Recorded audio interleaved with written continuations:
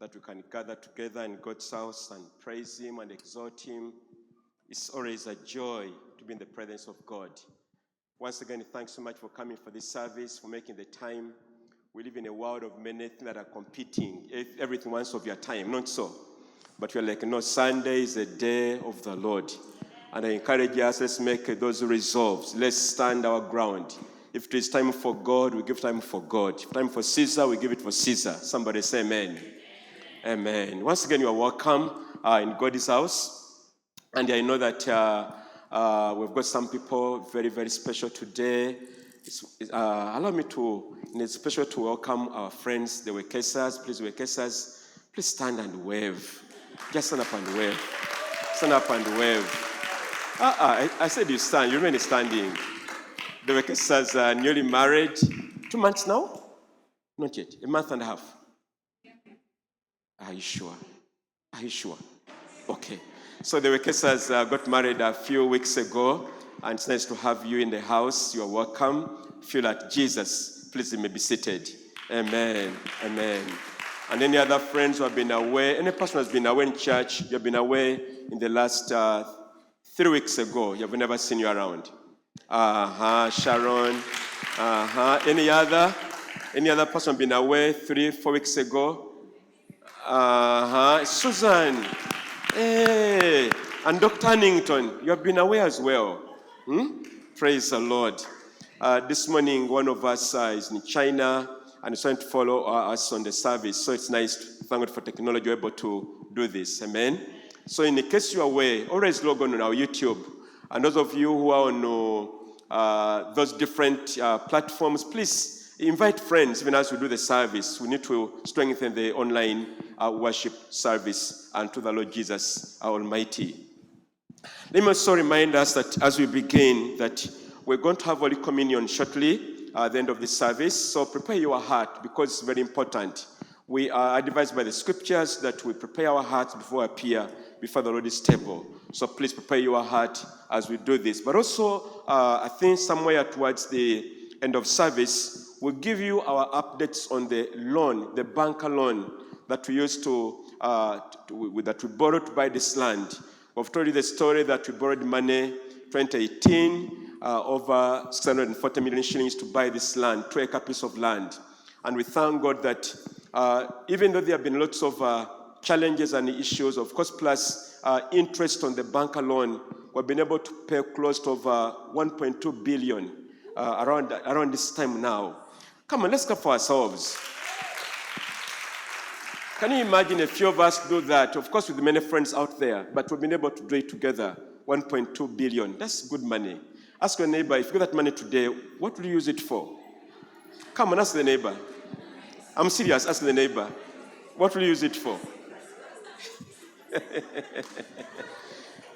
You know, we need to raise up our faith. Praise the Lord. That's where God wants us to be. If the heathen can, the believers can also. Okay, there's no faith in the house here. For me, I'm believing God for exactly that and more. Amen. So we'll be giving those updates. Where are we at? The balances we need to deal with. And so let's be ready to hear those different things. And allow me again to bring this up that may we not cease or forget to continually invite brethren to join us for service. We need to grow. We need to trust God. There are many people now in the clubs drinking beer and those many things. Others battling with the hangovers. They drank the whole night, taking totes of 300,000 shillings. I've been told there are totes people drink alcohol, a small tot of 0.3. And the bottles of liquor go up to 500,000 shillings. Some others are more than 1 million shillings. If those people can be there, they can still be in church. Yes. Come on. Yes. And that's our target, the non-believers to come and worship the true God, the God of Israel. Now, where are we at in the realm of the Spirit? What is the time plan like? What is the season we are in? That is an important question you should be asking yourself as a believer, because when you are out of season, you miss it all. But when you know, you work towards or in the same rhythm with that season. We are now in the second month of the Bible. the month the Bible calls IYAR. Of course, we follow the Roman calendar, January, February, March, and all that. But the Bible has a calendar that was given to Moses. You remember in Exodus, as the scripture begins about the Exodus, God tells Israel that, look, this will be your very first month, the month of Nisan. And goes on to the 12th month, Nisan. We're now in the second month of IYAR. That's why I'm going to talk about that shortly. And then the next third month of the Bible is Sivan. The fourth month of the Bible is Tammuz. The fifth is Av. The sixth is Elul. The seventh is Tishri. The eighth is Heshivan. The ninth is Kislev. And the 10th month of the Bible is Tevet. The 11th is Shevat. And the last month of the Bible is the month of Adar. When we read the book of Esther, it talks about the month of Adar as to where. So may God help us to be able to know where we are at. So right now, we are in the month of the Bible, the second month, which is called IYAR. Now this month is a month or a season of transition, of brilliancy, where we see the grace of God. May God help you to bring light where there have been darkness in your life.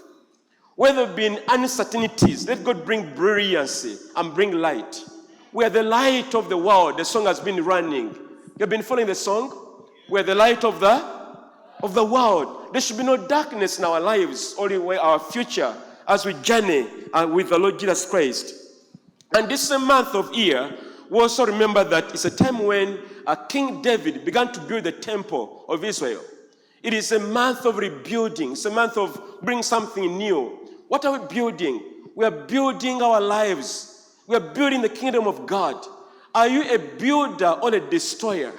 It is a month to build our prayer lives, to build our discipline of reading scripture, to build relationships. You know, it's a month of building. If you're married and there are issues in your marriage, come and begin to rebuild it once again. If it is a father-mother relationship, or boss and the subordinate relationship, build it. It is a season to build what has been broken down. It's a month of a second chance. You know, we talked about the Passover a while ago, and the Passover passed. But you know, God was gracious. He was like, look, if you miss to celebrate the Passover in the first time, you have another opportunity to celebrate the Passover once again. What am I saying? It is a month of a second chance. If you miss something the previous season or something, remind the Lord, help me that I don't miss it again. Give me another chance. Give me another opportunity. Maybe it was a job. Maybe it was a word you missed out. Or maybe it was some instruction you missed. Tell the Lord, I'm now back again this season to receive that chance I could have missed over time. And therefore, it's a powerful season of spiritual growth and God's mercy and God's grace. And also, as we journey in the salvation course of God, we walk with the Lord, because we remember when Israel were leaving Egypt, they were in transition. This is a month of transition. So keep journeying, but journey with the Lord. If you're doing your career, journey with the Lord. Marriage, journey with the Lord. School, journey with the Lord. Don't journey alone. And together we will see the divine grace and the hand of the Almighty God of Israel. Now, how many of us carry our Bibles? I'll not stop singing. We must be a church with a culture where we take our Bibles. And some of us bring our Bibles and we just look as if it's a theater. We leave it in a handbag or somewhere. Come on, when you come to church, make sure the Bible is in your hands. Praise the Lord. I want us to pray with our hands, with the Bible in our hands. Lord Almighty, we want to thank you so much as we celebrate the new moon season, the month of IYAR. In this time of our salvation, a time of transition, a time of a second chance, a time of healing, a time of rebuilding what was broken by the evil one. Lord, we have come to learn from your word. And I pray that God, each one of us will be transformed from within and without us, oh God, to be what you want us to be, and to do what you want us to do, to get what you want us to get, to avoid what we should be avoiding, oh Father. Help us to live our lives not in accordance to the terms of the world, but according to the living word of God, which is eternal and will never pass away. So Father, we thank you, praise you. For all this we pray in Jesus' name. And everybody said, amen and amen and amen. Today, I'm going to talk about a subject that the Lord put on my heart to share in such a time as this, which I called Jesus, our bread of life in IYAR season. Jesus will forever be the bread of life. Not the bread you ate this morning and you ate and you want some more because now you are hungry. I'm talking about the bread when you eat it, it is eternal inside of you. Jesus is our eternal word and eternal bread, and will always be in our lives. We're going to read a number of scriptures this morning, but pointing to the same subject, the same topic that I've already introduced to you. For the beginning, let's read the book of Isaiah 55, verse 1 and 2. And then we'll go to Exodus, and then we'll go to the book of John, and then we'll go into the gleaning of the scriptures and pull out the things that are critical and important for our time today. The book of Isaiah, this is what the Bible says. NIV, I know it's on the screen, thank God, but please open your Bible. It says, come, all who are thirsty, come to the waters, and you who have no money, come buy and eat. Come buy wine and milk without money and without what? Without what? Without cost. Isn't it amazing the God we go to buy, but with no money? We don't sell, but we buy. I like that one. I mean, look at our salvation. How much do you pay for your salvation? How much do you pay when you call upon the name of Israel to help you? It is all for free.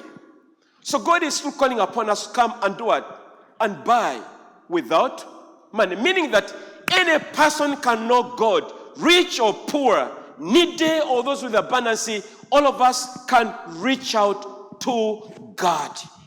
Isn't the gospel so powerful that it's for all of us, of all time, of all ages, of all races, of all colors, of all financial positions? Come and buy with no money whatsoever. Let us go to the next scripture of reading quickly. I will get back to that. Exodus 16. Exodus 16. Let's open our scriptures. Exodus 16 says, the whole Israelite community set out from Elim and came to the desert of Sin, which is between Elim and Sinai, on the 15th day of the second month. What is the second month of the Bible? IYAR. Now, something intriguing in here about the month of IYAR. It's a month of moving, transition, moving from one place to another. Israel moved from Egypt, land of oppression, land of freedom, in the season of IYAR. May it be in your life that God will help you translate from that point of we've been taunted by the devil, hurt by the devil, to a place of safety and protection, to a place of abundance, to a place of grace, mercy, and compassion. May you move from the ashamed point of the valleys of shame and embarrassment and defeat and move to a place of a mountain of victory. It is soon that we're in. So they moved of the second month after they had gone out of Egypt. Next verse. It says, in the desert, the whole community grumbled against Moses and Aaron. The Israelites said to them, if only we had died by the Lord's hand in Egypt, there we sat around pots of meat, ate all the food we wanted, but you have brought us out into this desert to starve this entire assembly to death. Now, let me declare in the name of the Lord, this was a lie. These were slaves in Egypt. A slave has no right. He can't sit on pots of meat. Impossible. A slave. Maybe Bibonge.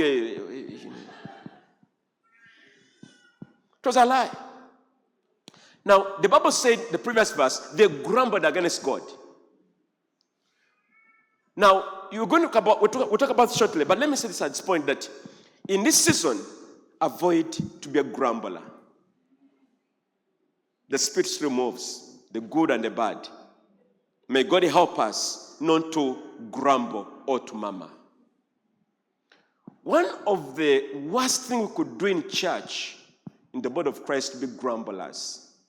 People always discontented, who always grumble. They are the first to see that the choir was put on the wrong color.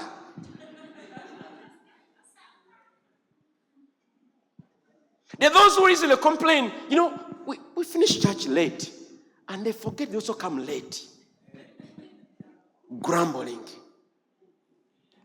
What the church doing about this thing should have been fixed yesterday, but you tithe. Hello. Grumblers. Those who are never content. This Spirit moves in the same season. So these people get caught up into this grumbling and murmuring against God. Let me say this. One of the sins God cannot tolerate in his house is grumbling and murmuring. These people suffered for this sin. I pray none of us will be a victim of this complaint.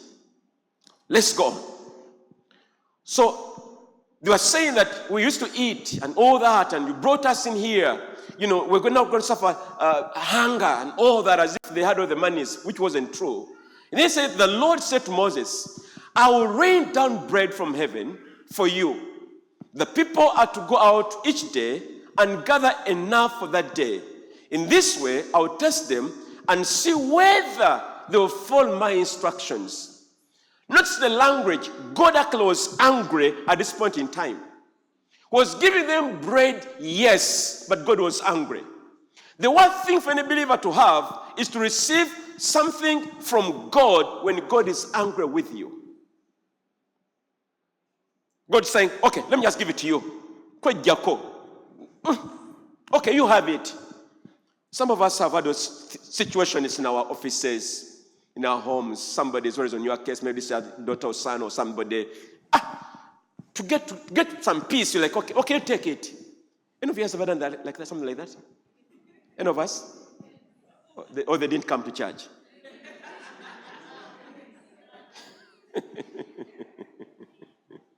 So the Lord gives them bread, but God was already angry.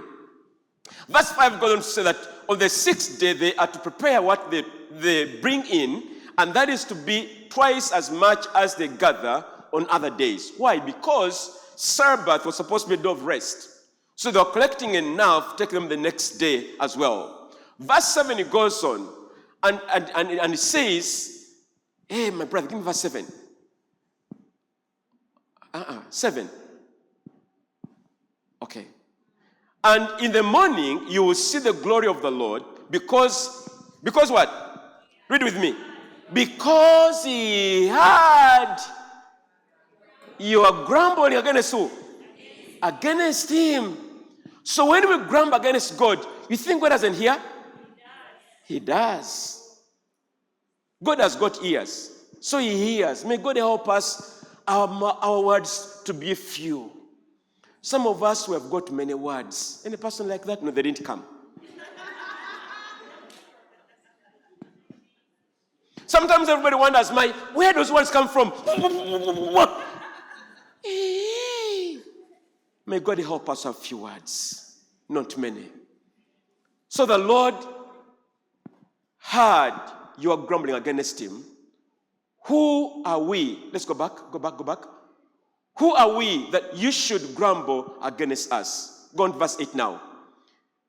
Moses said, you will know that it was the Lord when he gives you meat to eat in the evening and all the bread you want in the morning, because he has heard you are grumbling against him. Who are we? You are not grumbling against us, but against the Lord. Now, church, let me say this because I love you. Every time you grumble against spiritual leaders, in your way, allow me to use the context, GFM or something, deacons, elders, and others, sometimes you are grumbling against God. Save yourself trouble. What should you do? Pray for them. Pray for us. We are human with limitations. Some things you see, we never see. Give us words of counsel. Pastor, why don't we change this pulpit to, this is golden, but that is my thinking. And that's okay. Why do you use this one? Why should you use another? Let's talk about it. Why should you allow that person be in the choir on that bass guitar? That man is a sinner. It's okay. Come, let's talk about it. Amen. Because if you don't, you suffer the consequence of grumbling and murmuring. Pray. Let's talk about the issues. Let's go on. So it says, then Moses told Aaron, so the entire Israelite community, come before the Lord, for he has heard your grumbling. Go on. When Aaron was speaking to the whole Israelite community, they looked towards the desert, and there was the glory of the Lord appearing in the cloud. Go on. And it says, the Lord said to Moses, I have heard the grumbling of the Israelites. Tell them, at twilight you eat the meat, in the morning you will be filled with the bread. Then you will know that I am the Lord, your God. Now, not something interesting in verse 12. God said, I have heard grumbling of the Israelites. That was the third, fourth time. Right? Now, listen to me and listen real good. The most miserable thing in all this is that much as God is bringing the issue again and again, there was no repentance. That should have averted the wrath of God. Even though sometimes the repentance comes and consequences come, but God will always listen to a repentant heart. In this season, if we are grumbling or whatever reason, whatever it is, may we also learn the repentance of our sins. Scripture tells us when we say we have no sin, we call ourselves a liar. And the truth is not in us. But when we confess our sins, he is faithful to forgive us our trespasses. May the Lord help us. What was the issue? Bread, food, meat. If you want trouble in any world, talk about food. Meat. Any meat eaters? No, they didn't come to church. I know all of you are vegetarians, like your pastor. Samson now is an engineer. What's the problem? Praise the Lord Jesus. You know, may God help us in this season to be what we ought to be. Now, in all society, in all communities, in all homes, bread is the most basic food for life. All food is the most basic need for all of us. And yet in the scripture, it carries profound meaning. Food, eating, and all those many things. And so in the book of Isaiah, as we read earlier on, God invites his people to eat freely of what truly satisfies. Other things we can eat, but what satisfies is the word of God. The bread of life. And that is Jesus Christ, the Son of the living God. Any believer who doesn't read, study, memorize, and apply the word of God is going to suffer spiritual kwashako. May we be rich. I've already said this. We can't afford to be poor with the resources and money and also be poor in the word of God. At least be the other side. But this one, no. And again, when you have this, you also will have the other one. May we be people going to be nourished continually in the word of God. In Exodus, where we read earlier on, God promises manna God gave manna, the children of Israel, in the desert place for 40 years without fail. A sign, a symbol of God's continuous provision, whether you are in the desert or out of the desert, God is our provider. He is the bread of life that never runs out. He always has enough supply for you and for me. May we always learn to go to the Father and say, Lord, I've got needs here. Please intercede, help in and help me out of this. He always provides. He provided bread in the day and also in the evening. Now, I want us to read the last bit of the verses, and then we'll go pick out a few lessons. The book of John, chapter 6. That's where we are. John 6, 23 to 25. John 6, 23 to 25. I'll read from 22 to 25. It says, the next day, the crowd that had stayed on the opposite shore of the lake realized that only one boat had been there, and that Jesus had not entered it with his disciples, but they had gone away alone. Then some boats from Tiberias landed near the place where the people had eaten the bread after the Lord had given thanks. You remember that time? When they ate bread? When the Lord multiplied sufficient bread? Now they are looking for Jesus. I told you there is power in food. What brings chaos in most events is not how poorly dressed the couple was, but the food. Isn't it amazing? And yet, people left food in their homes, but they also want to eat more of this other food. Now, may God help us that may we be hungry for the word of God as we are hungry for the physical food every other day. People leave food in their homes. And even others can afford even better food. But on a function, there is a point. A minute yamaze. Embizi yabadde ntono. Food. Katunkuma we twamwogerako. Sour berries. Now they're looking for Jesus because of the food. May God help us not to get saved because we want something, that is selfish. May we be genuinely born again. Hallelujah. So the verse goes on to say that once the crowd realized that neither Jesus nor the disciples were there, they got into the boats and went to Capernaum in search for Jesus. Notice this. Can you imagine people getting into the boats to move to Capernaum in search for who? For Jesus. For good reasons or bad reasons? For food. Bateka mu cash, batambule banonye mmere. Food. Sometimes we think we're coming on your wedding because of food, because of the wedding, but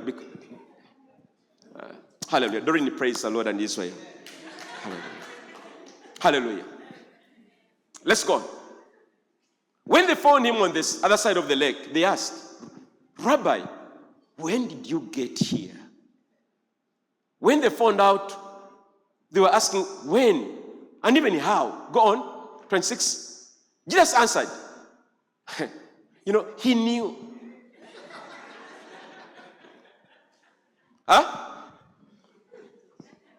Jesus knew. And he knows when our hearts are not telling the truth. We can't hide it from him. He is God. Jesus answered, very truly I tell you. Let me tell you the truth. And that's a bit about Jesus. He will always tell you the truth. And what does he tell them? Together.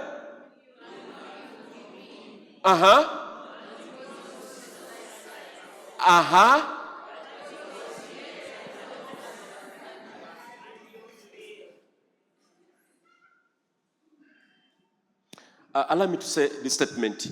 I've said it before. Hell already has enough candidates because of food.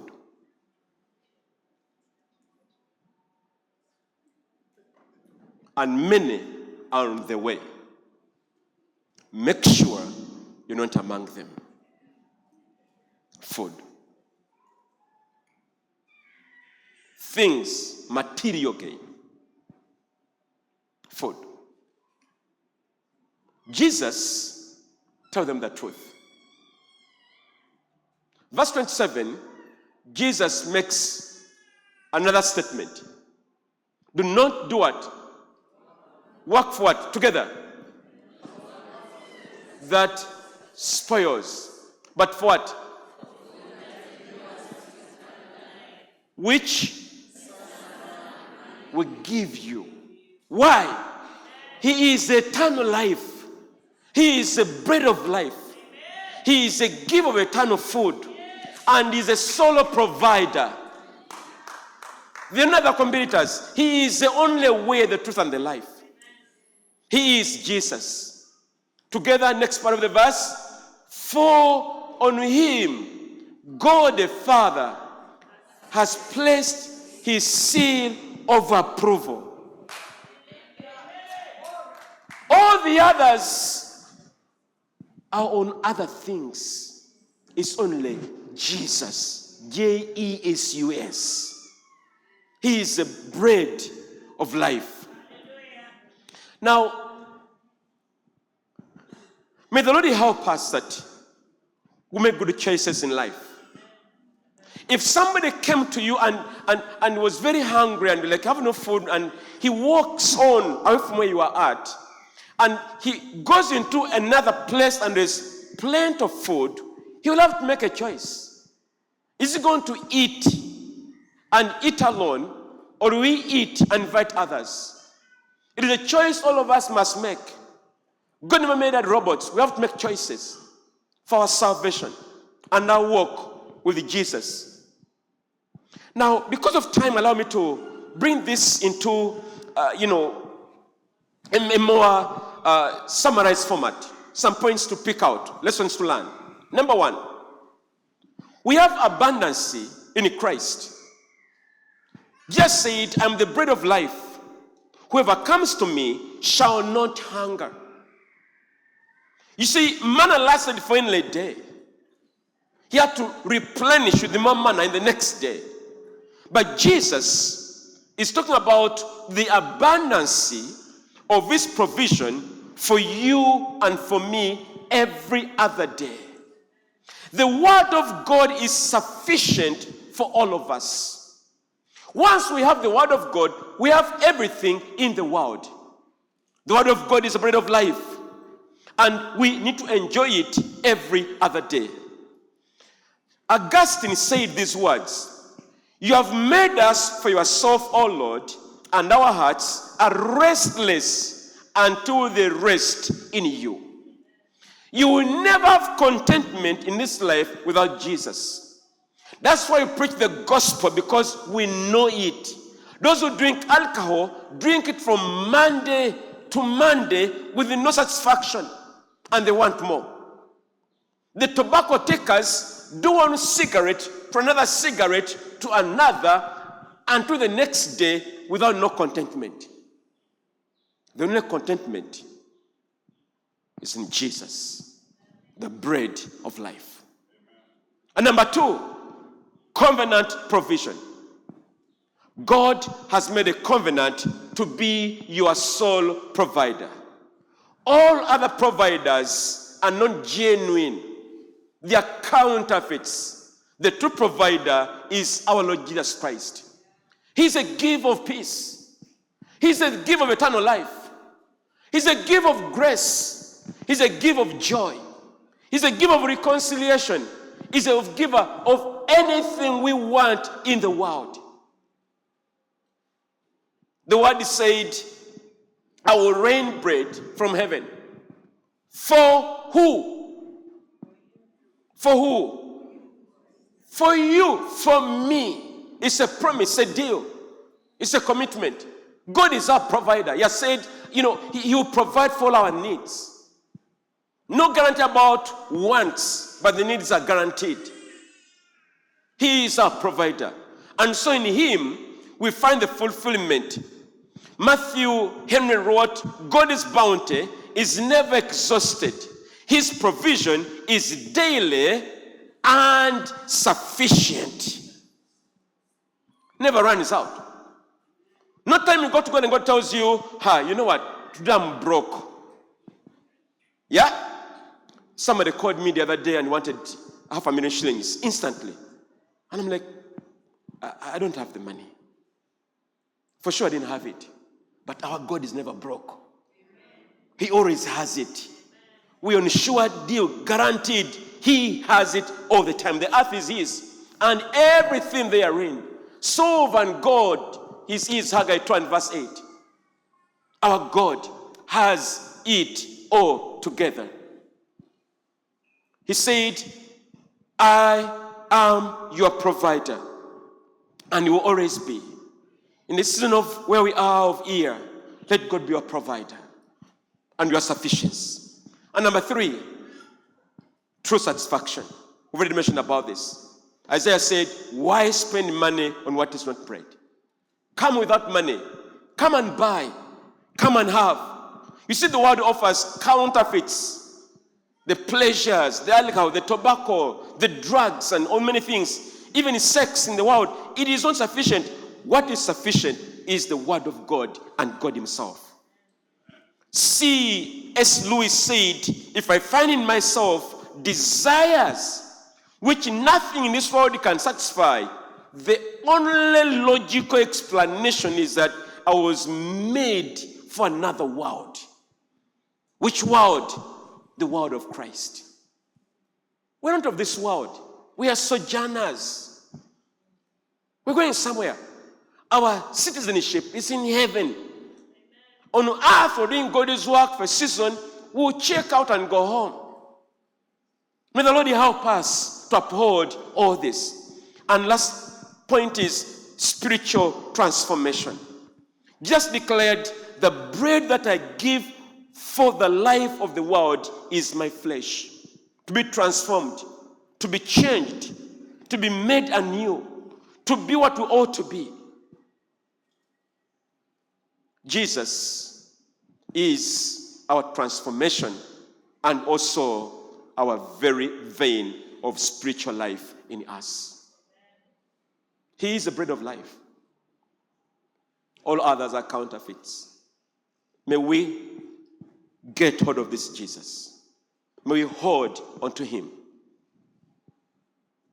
Jesus sustains our lives with abundance, covenant provision, true satisfaction, and transformation. The Lord is asking us to be able to remember. By the way, our overnight was about remember. Thank you, Pastor Joseph, for that word. He talked about remember. Now, the context was that God does many things all the time. But unfortunately, we quickly forget the things God has done.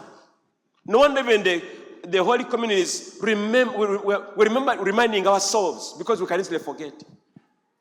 God does this, another thing, we forget. We even begin to complain and grumble. These people grumbled because they had forgotten they were slaves. It is so easy for believers to forget. You begin to grumble instead of being grateful and thankful to God. So in this season, may we be a people who don't forget the things that God has done.